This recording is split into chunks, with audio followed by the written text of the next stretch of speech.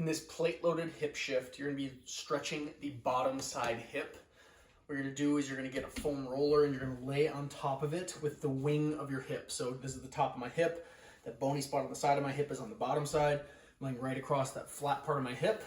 You're gonna have your feet flat against the wall. Your feet will need to be farther in front of you than you think.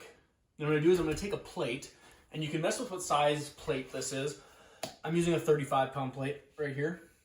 And what I'm gonna be doing is I'm going to be reaching my top knee forward as far as I can in front of the other knee without losing my heel on the wall. And as I do that, what I feel is a nice stretch on the back, on the bottom side hip and my back pocket side of my hip to help make sure that you actually get into your hip and you don't just naturally avoid it.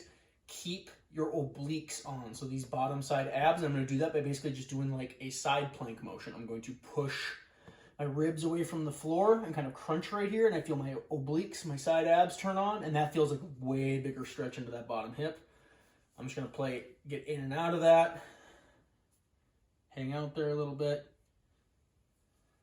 This motion is important for us to be able to access for getting into things like hinging through the 90-degree portion of a split squat, a lunge, a squat. This helps our hips sink back into the socket so we can actually load our glutes. So, like I said, feet flat on the wall, keep your heels in contact the entire time.